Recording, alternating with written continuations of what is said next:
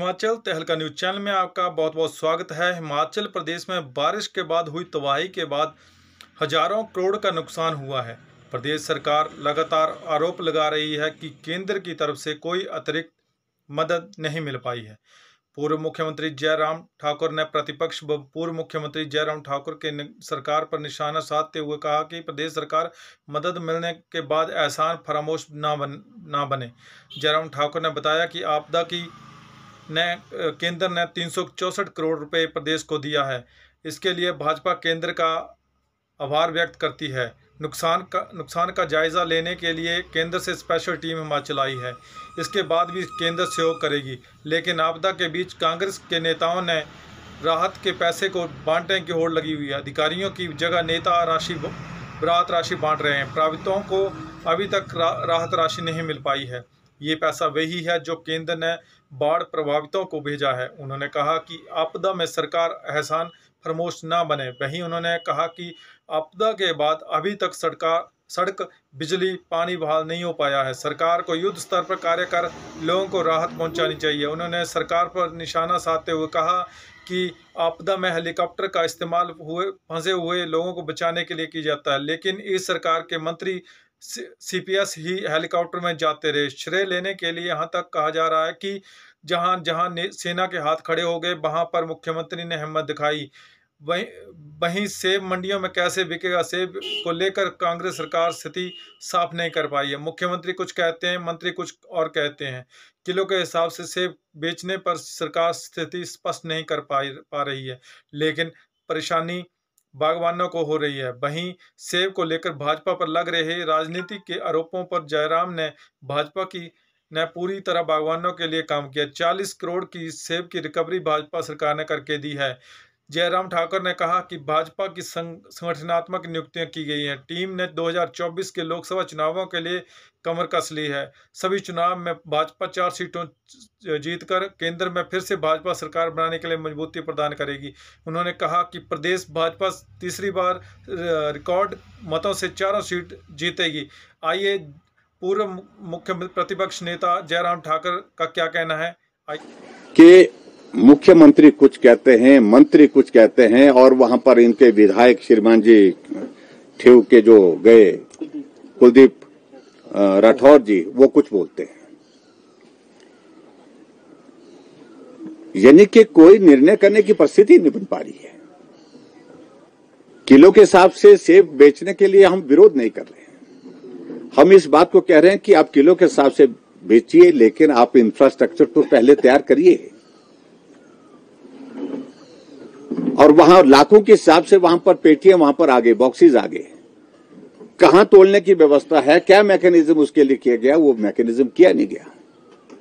और दूसरा उनका कहना है कि 24 रुपए किलो के हिसाब से ही हम खरीदेंगे, और 24 के बाद फिर जो 2 किलो का उसका वेट होता है, क्या नाम, कार्टन का, तो दूसरे जो खरीदने वाले वो कहने लगे कि हम इस हिसाब से नहीं खरीदे, क्योंकि 2 किलो उसका अभी हम काटेंगे। तो बहुत बड़ा एक कोऑर्डिनेशन का इश्यू है ये, जो आपस में बैठ करके रिजॉल्व करना चाहिए था। हम पहले से कह रहे हैं, पहले कांग्रेस ने कहा सत्ता में आने से पहले कि बागबान तय करेंगे सेब का मूल्य, लेकिन क्या आज सरकार हिमाचल प्रदेश में कांग्रेस पार्टी की है, क्या बागबान को निर्धारित करने की आपने इजाजत दी है? उल्टे मंत्री जी इस बात को लेकर के कहेंगे मैं आपके खिलाफ कार्रवाई करूंगा। जो कहा कि अगर इस हिसाब से, जिस हिसाब से मंत्री का फॉर्मूला है, हमारे नेगी जी का फॉर्मूला जिस प्रकार से कहा उनने किलो के हिसाब से सेब खरीदने का, अगर इस तरह से इसको इम्प्लीमेंट नहीं करेंगे तो हम कार्रवाई करेंगे। और कार्रवाई करने की दृष्टि से फिर स्थिति ये बन गई, पिछले 3 दिनों से सेब की मार्केट भरी पड़ी है, लेकिन सेब वो खरीद नहीं रहे हैं, सेब उठा नहीं रहे हैं। एक क्योस हो गया। एप्पल को अगर आप खुली मार्केट में 3 दिन रखते हैं तो उसकी शेल्फ लाइफ जो है वो आधी 3 दिन में ही समाप्त हो जाती है। इस बात को उनको समझना पड़ेगा। उसकी कीमत पर कितना इंपैक्ट आएगा।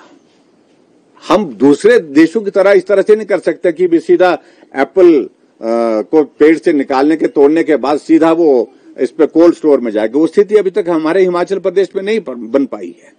लेकिन जो व्यवस्था यहाँ पर व्यवहारिक रूप से सुचारू रूप से चलाई जा सकती थी, जो चलाई जा रही थी, उसको तो कम से कम कायम रखे ताकि बागबानों को क्षति ना हो, नुकसान ना हो।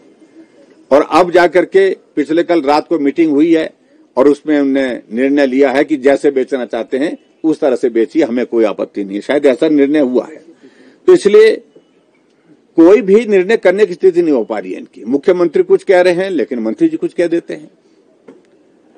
इसलिए इसकी सारी चीज को लेकर के कोऑर्डिनेशन का एक काम जो होना चाहिए था वो मिसिंग है, और जिसके कारण सही मायने में तो बात ये कह रहा हूं कि नुकसान बागबान को हो रहा है, परेशानी बागबान को हो रही है।